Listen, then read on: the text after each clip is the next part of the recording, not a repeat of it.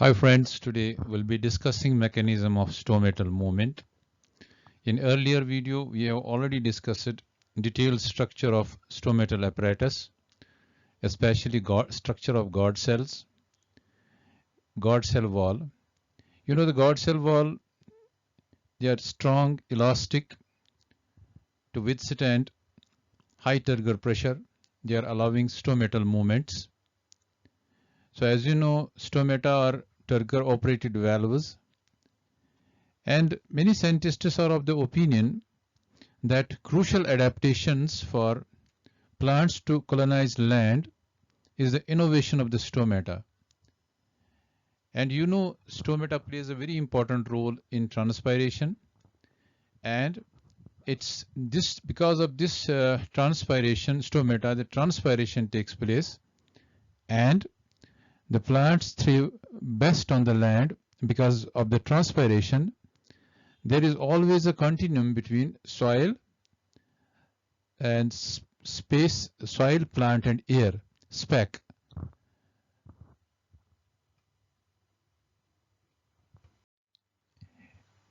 We'll have to understand, since these stomatas, they function as turgor operated valves. What is the mechanism of stomatal movement? How this stomata opens in response to external stimuli, external environmental conditions. Stomatal movements are categorized as photoactive movements, photoactive movements, and hydroactive movements. Here we will be discussing the photoactive movements in detail. Photoactive movements are controlled directly or indirectly by blue and red light of the visible spectrum. As the name signifies, these are the movements controlled by light. And stomata open during day and closes during night. Photoactive movement is the reverse of it. These are regulated by accumulation of certain organic acids like malic acid. In some succulent plants, stomata open during night and closes during day. While as hydroactive movements, this occurs due to changes in hydration of epidermal cells. When they are more turgid than guard cells, the stomata shows closure. And when epidermal cells are less turgid than guard cells, the stomata opens. So let us discuss photoactive movement. Before that, we'll have to understand that these stomata acts as turgor operated valves. There is a relationship between epidermal cells and the guard cells. These are the two guard cells which have a differential cell wall thickening, thick towards the inner side, thin towards the outer side. And we know there are also present radial myceliations of cellulose in case of the kidney-shaped dicot guard cell.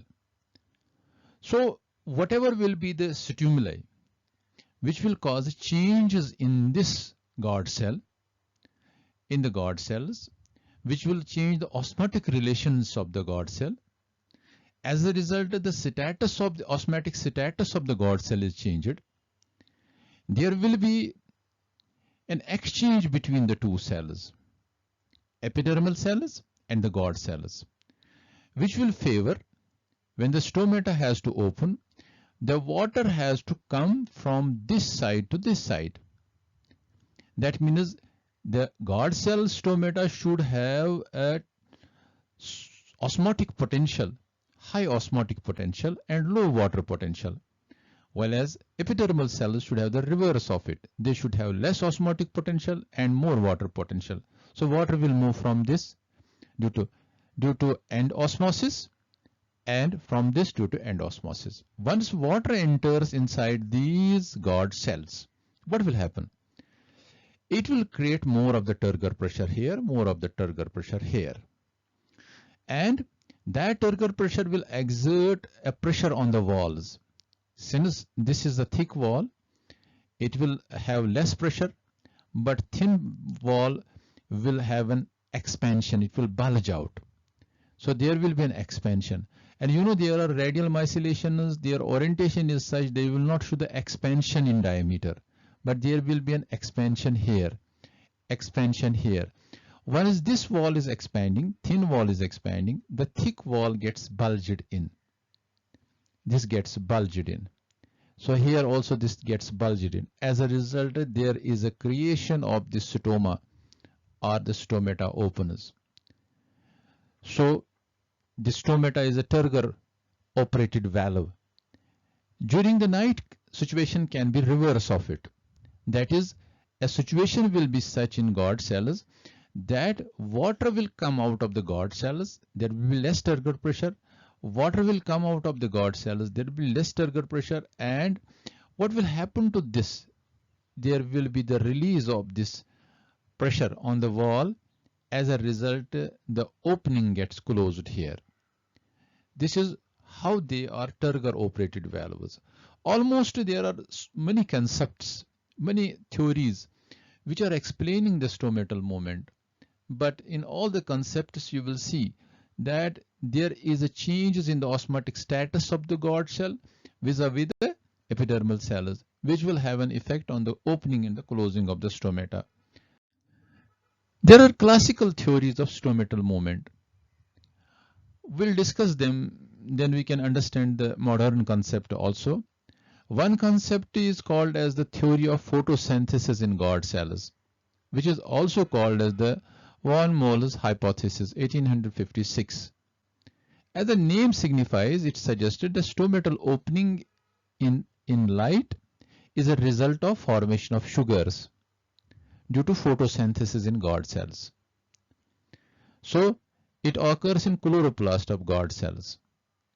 Once there is a formation of sugars, that will cause increase in osmotic potential of the cell sap in guard cells.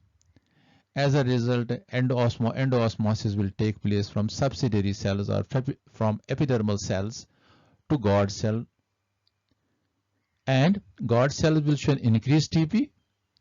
The stomata will open, as we have already explained. Stomata closes during the night time, but there are demerits to this also.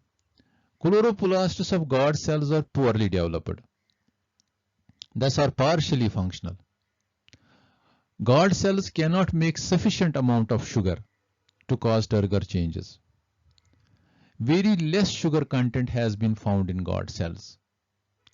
And also, it cannot explain the effect of carbon dioxide concentration on stomatal movement. If there is a high concentration carbon dioxide around the leaves, that led to the partial closure of the stomata. So this was an earlier concept given by the Wani, and this hypothesis has more of the demerits. But there is one more hypothesis which is called as the starch-sugar hypothesis, or it is called as starch-sugar interconversion theory. Several workers have contributed towards this hypothesis. According to Lloyd, 1908, during day, starch is decreased.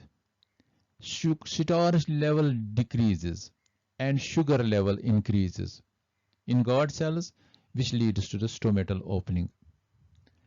During night, starch level is high and sugar level is low, which leads to stomatal closure.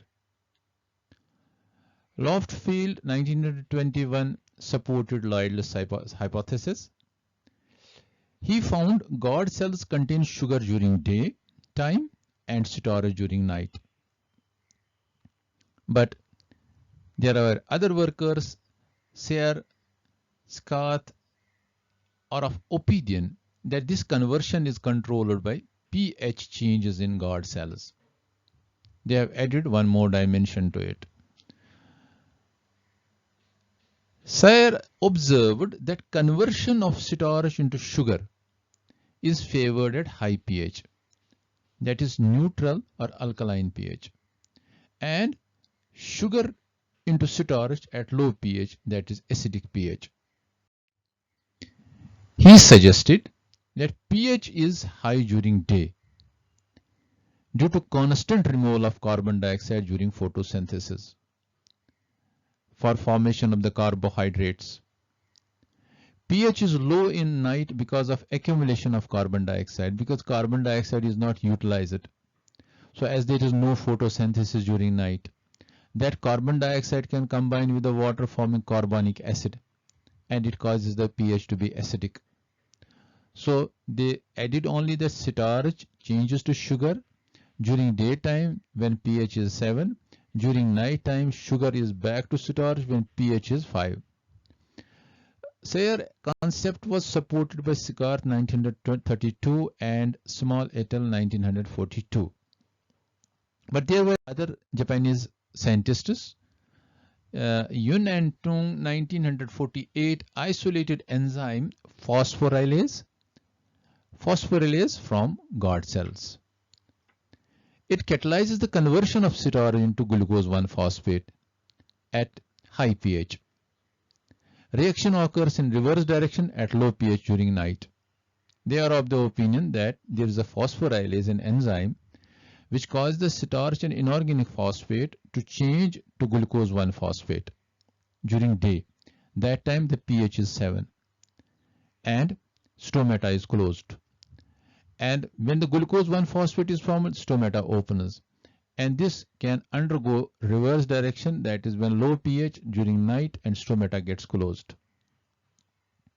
Synthesis of glucose 1-phosphate is responsible for changes in osmotic potential of guard cells, leading to their turgidity and subsequent opening.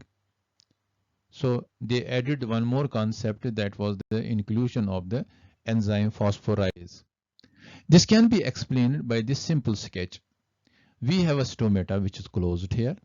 We have a stomata which is open here. This is the daytime. Now daytime, what will happen? This closed stomata will show during daytime there will be decrease in carbon dioxide concentration, because in presence of light, there will be photosynthesis in guard cells as well as in the mesophyll cells. So there will be their diffusion of the carbon dioxide will be less there. Photosynthesis, mesophyll cells and guard cells, decrease in carbon dioxide concentration will be there. And there will be decrease in hydrogen concentration in guard cells also. That means its pH will be alkaline, high pH. That high pH will help the enzymatic interconversion of starch to sugar. And when there will be a sugar conversion, it is taking place in these guard cells. Within the guard cells, due to sugar, there will be osmotic potential will be high. So water will enter from these cells now. That is, water will enter from these cells, adjacent cells, by means of endosmosis. Turgor pressure will be high. As a result, this will open, stomata will be opened. That is during the daytime. During night time, they suggested that this opened stomata has to close now. So there will be carbon dioxide get accumulated in guard cells, because there is no photosynthesis during night now. There is an increased carbon dioxide concentration that will result in the formation of the acids there, where carbon dioxide can form the carbonic acid and its pH will be low, acidic pH. That acidic pH will favor sugar conversion to starch.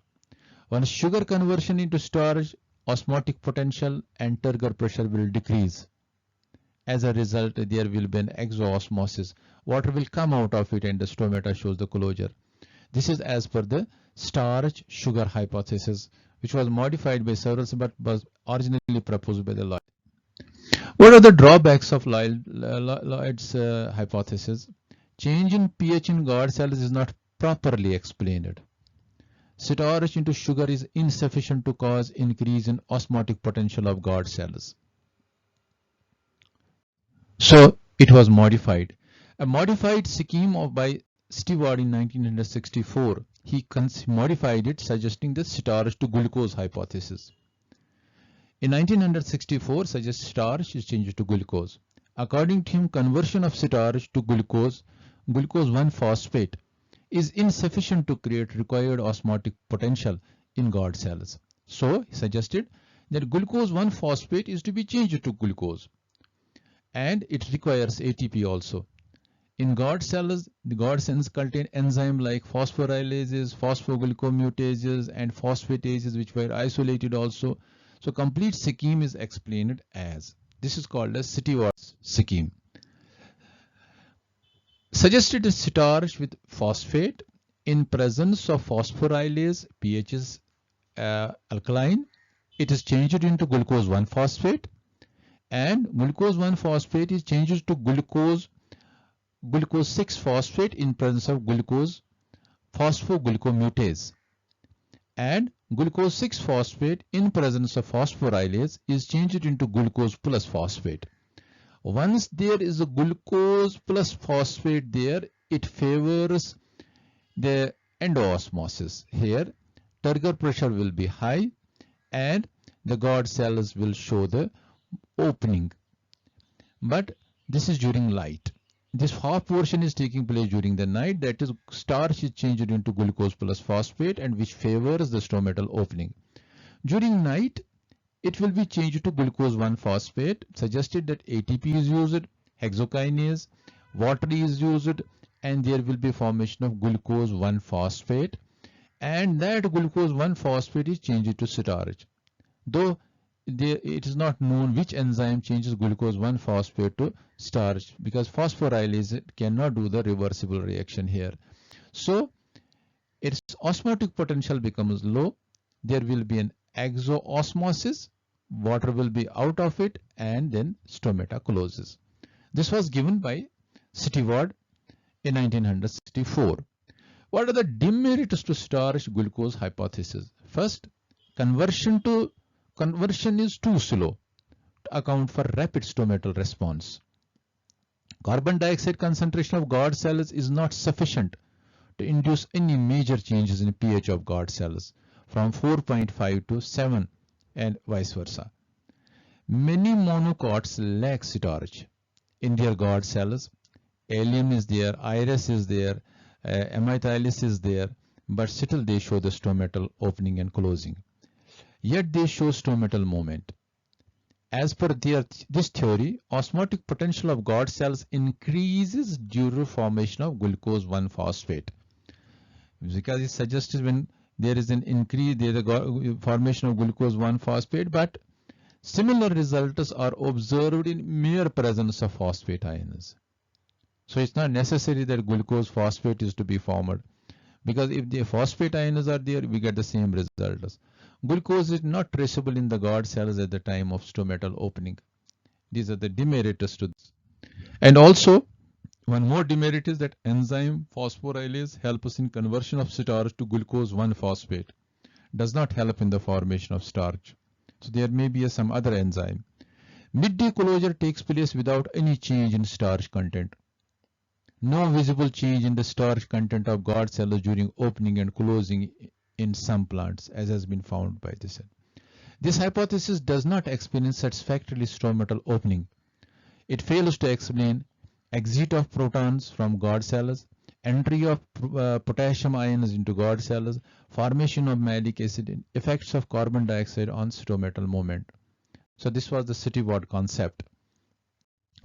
Now there is the modern concept, which is also called as the proton transport hypothesis.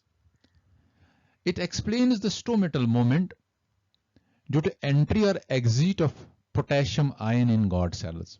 So it is the potassium ion concentration gradient which will help in the opening and closing of the stomata.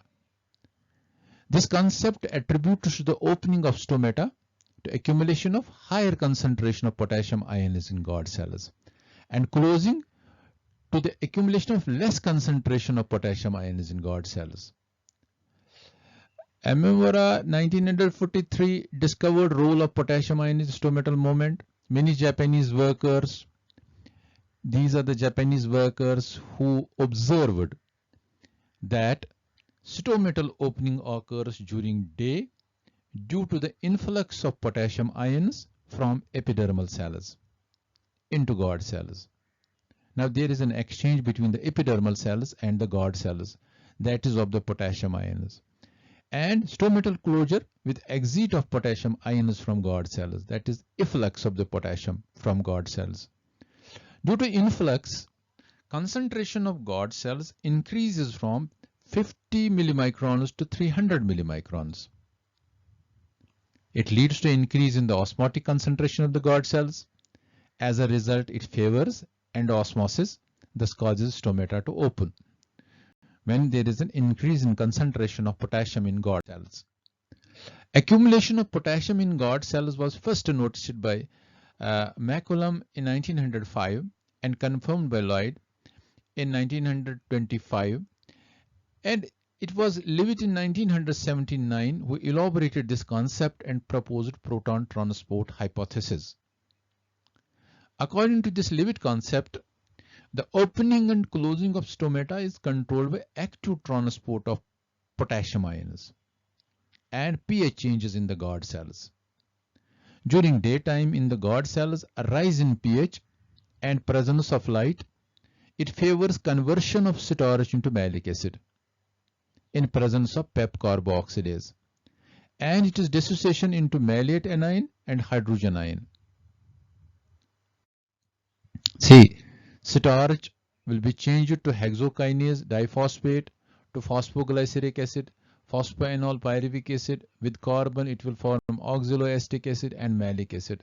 But there is no direct evidence to suggest that malic acid formation occurs from the starch. But malic acid is also synthesized from phosphoenol pyruvic acid. Phosphoenol pyruvic acid PEP can also be formed from pyruvic acid of respiratory pathways by glycolysis. So we have a PEP here. It will combine with the carbon dioxide. In presence of PEP carboxylase, it will form an oxaloacetic acid. And that oxaloacetic acid, then in presence of malate dehydrogenase, it will form the malic acid. Malic acid within the guard cells will be changed into malate and protons. And these malic acid, there will be formation of the malate plus protons. So there will be an exchange. The proton will be taken out of the guard cells and potassium will be taken inside. As a result, when the malate is formed, when the protons are formed there is an exchange. So potassium will combine with the malate in epidermal cells. There will be potassium malate in guard cells. What will happen now? Potassium has been taken from epidermal cells into the guard cells, where it combines with the malate to form potassium malate. So protons thus formed are used by guard cells for uptake of potassium ions. Within guard cells, when the malic acid is formed, there will be the formation of protons, malate plus protons, and that protons are used in exchange. Protons are pumped out of guard cells by proton pump of guard cells. Consequently, pH and negativity of guard cells rise, which favors malic acid formation. These protons of guard cells are actively exchanged with potassium ions of adjacent epidermal cells. This active ionic exchange requires ATP and cytokinin. The uptake of potassium ion is also balanced by uptake of chloride anions, transport of protons from organic acids. In guard cells, there is an increase in potassium ion concentration and decrease in proton ion concentration. So, malate anions formed in guard cells are neutralized by potassium anions.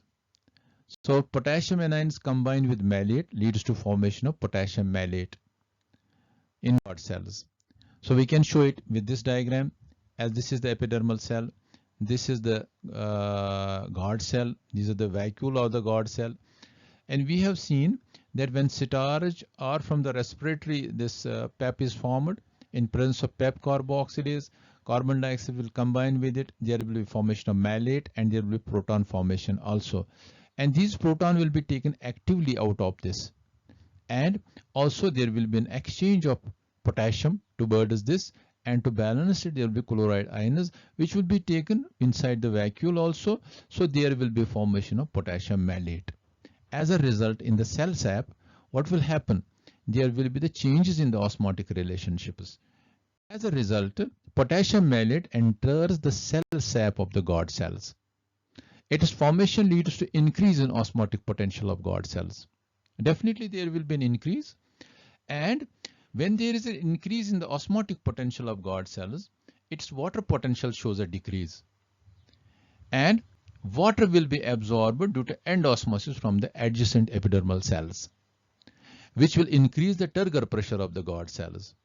And when there is an increase in the turgor pressure, the outer thin wall will show a more expansion that will bulge the inner thick wall, and the stomata will open.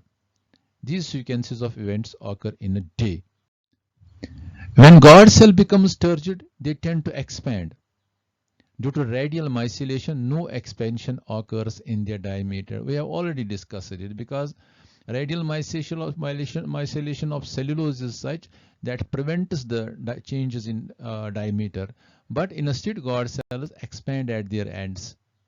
In dicot kidney-shaped guard cells expand at their outer thin walls, while thick walls are bulged out, leaving an opening in the middle. In monocot, guard cells are dumbbell-shaped, and their wider part is thin-walled, whereas narrow part is thick-walled. When thin-walled become turgid, they push away each other. Consequently, stomata opening occurs. This is the role of these cellulose myceliations in the guard cells. So we have seen during day, starch will be converted into malic acid. Malic acid will be converted into malate and protons. Protons will be exchanged. There will be an influx of potassium, and also there will be chloride ions taken inside. And within these, there will be a potassium ion concentration more as compared to this now, and which will result in the high turgor pressure. Osmotic potential will be high.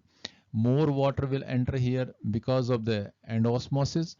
Once water enters inside these kidney-shaped guard cells, what will happen?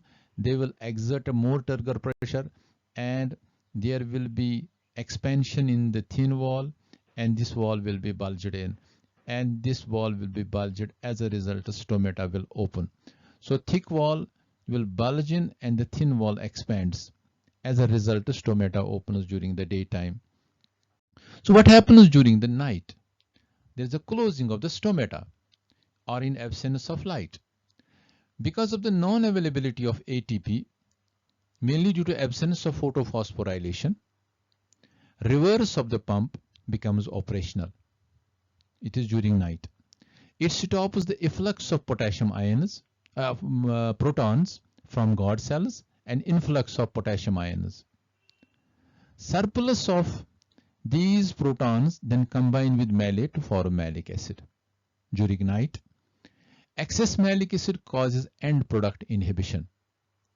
High carbon dioxide concentration also has a similar effect. So what will happen now? Undissociated malic acid promotes leakage of ions. As a result, potassium ions dissociate from malate and passes out of the guard cells. So there will be an efflux of the potassium during night that decreases the osmotic concentration of the guard cells, and that will increase the water potential in guard cells as compared to the adjacent epidermal cells. It will favor definitely the exosmosis. Water will move out of the guard cells. They will lose their turgidity. As a result, it will induce the closure of the stomata. Regulation of stomatal movement by carbon dioxide concentration. Carbon dioxide is a very important role. Stomatal closure is observed if concentration of carbon dioxide is high or low. Mind you, high or low. That means stomata remain open only if physiological level of carbon dioxide is maintained. When there is a low carbon dioxide concentration, it adversely affects synthesis of malic acid, and consequently stomata are closed. But when carbon dioxide level is high, malic acid synthesis occurs in excess, and high concentration of malic acid lowers down pH within guard cells. What will happen now? There will be an inhibition. That's called as the end product or the feedback inhibition, which inhibits malic acid synthesis because it will block the PEP carboxylase. So consequently, malic acid synthesis is stopped and it leads to stomatal closure. So carbon dioxide concentration, whether high or low, also has a role to play in the stomatal movement. This is what is happening during the night. During night, what is happening? There will be more of the malic acid. Protons will be there. As a result, there will be no exchange and potassium will come out of it, and there will be low potassium concentration within the guard cells, low potassium concentration in the guard cells. There will be osmotic potential low as compared to this because potassium has gone back to their source cells, which is the epidermal cells. As a result, there will be high potassium ion concentration in the epidermal cells. It will favor exosmosis. Water will come out of it into the epidermal cells, and it will also come out of the epidermal cells. As a result, there will be the reversal. That is, this will lose its turgidity, and the bulged wall will move back to its original position. As a result, there will be no stomatal pore opening. It will be closed here. Stomatal closure during night or midday is considered as a passive transport now. So it's believed that formation of ABA, abscisic acid, in leaves during water citrus condition block active excretion of protons from guard cells by inhibiting proton ATPase. So ABA has a role whenever there is a water scarcity, there is a less of the water available in the plant or in the soil, in the leaves, there will be the inhibition of this enzyme which blocks this pump. As a result, this suggests that stomatal closure in response to leaf water citrus is mediated by ABA, abscisic acid. Recent findings have shown that stomata closes in normal leaves when roots experience water citrus. That is why we call ABA as a citrus hormone also. What is the role of ABA and calcium ions in guard cell closure? During midday or under adverse conditions, like you have a high temperature, water scarcity is there, low humidity is there, a citrus hormone ABA is released in plants, in roots as well as in the leaves, or it is in roots, then it's transported to the leaves. ABA concentration in leaves can increase up to 50 times, 50 folds under drought conditions. So ABA binds to GPCR, which is the G protein coupled receptors in the plasma membrane. It triggers the opening of the calcium ion channels in the plasma membrane. When ABA is there, it binds to the plasma membrane and to this receptor, and it causes the leakages, openings of the potassium ion channels in the plasma membrane. So calcium acts in conjunction with number of calcium binding protein. One protein is called as calmodulin, is best studied calcium binding protein. It is universally present in plants, animals, and eukaryotic microorganisms. Calcium can activate or inhibit enzymes. It can have an effect on transport system. It can change ionic permeability of membrane, and it is allowing the influx of calcium inside into the cytosol. Influx of calcium into the cytosol triggers the release of additional calcium from the internal stores or the vacuole, that is the tonoplast. So as a result, higher calcium levels in cytosol leads to closure of potassium influx channels in plasma membrane.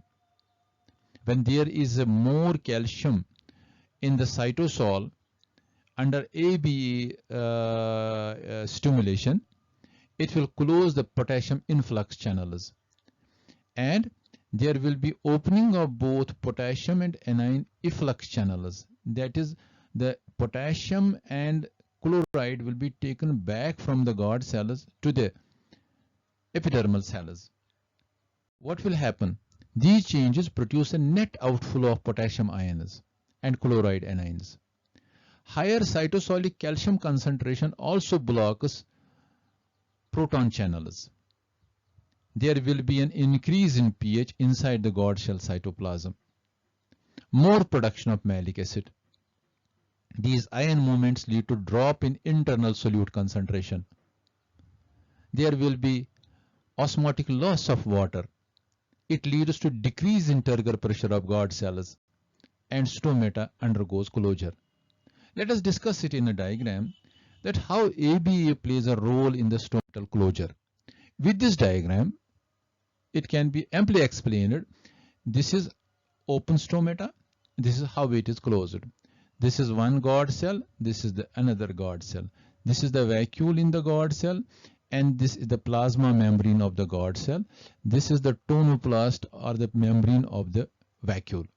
So we have in guard cell plasma membrane, there are transporters, potassium transporters, calcium transporters are there, and similarly there are transporters here, but they remain under control.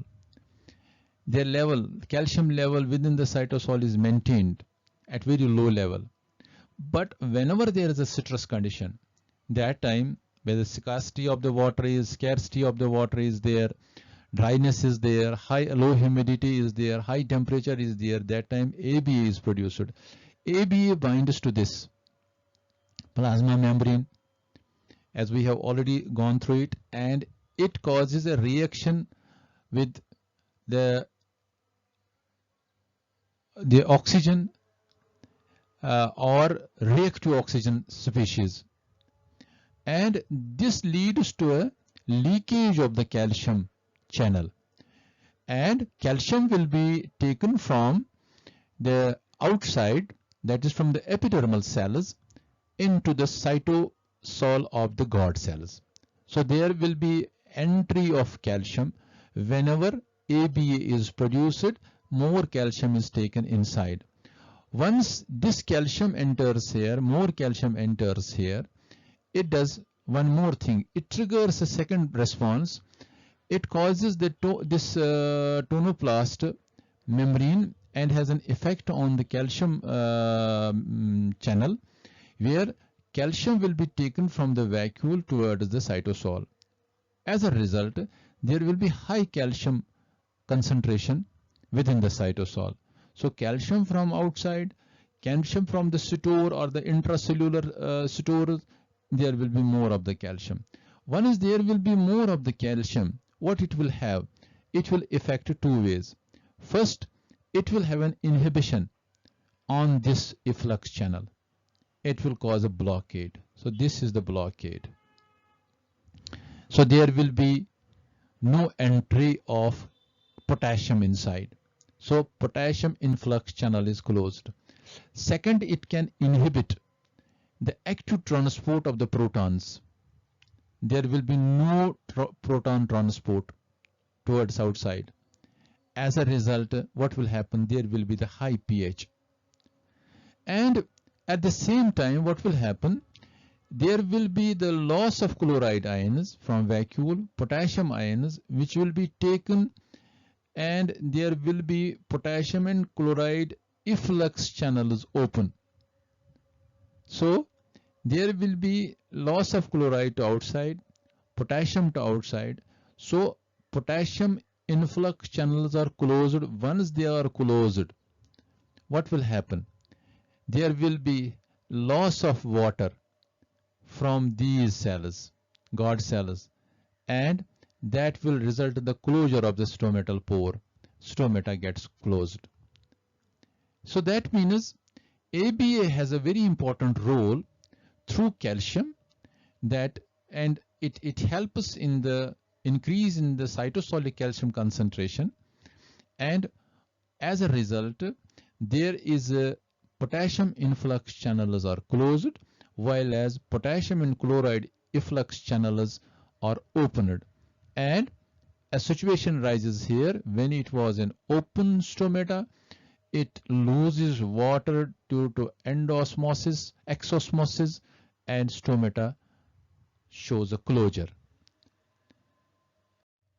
What are the evidences in support of this modern concept? Various evidences in support of it are Fujino 1959 observed accumulation of high potassium ion concentration in guard cells during opening of stomata. And they found in epidermal peels placed in potassium chloride solution in presence of light show opening of stomata. This is the direct evidence, experimental evidence. Influx of potassium ions into guard cells has been confirmed by Zilch 1969 through electric probe method and by Humble and in 1970 through sodium cobalt nitrate method. Also, surrounding epidermal cells or subsidiary cells functions as a storehouse of potassium ion. So there are more reserves of potassium ions in the epidermal cells. A close correlation exists between soil drying, decreased stomatal conductance, and ABA in xylem sap. Mutants that lack the ability to produce ABA exhibit permanent wilting because of their inability to close their stomata. But if there is an application of exogenous ABA to such mutants causes stomatal closure, that means the role of ABA in stomatal closure under water stress conditions or during midday is established. So we have seen in this video tutorial what are the different stomatal movements. Especially we have concentrated on the photoactive movements, wherein we have seen the classical theories and also the modern concept. In the next tutorial, in next video, we'll be discussing the factors affecting the stomatal movements as well as the photoactive movements of the stomatal movements. I hope it has helped you to understand the stomatal movement. Till the next video is uploaded, be safe and be happy. Thank you for the patient listening.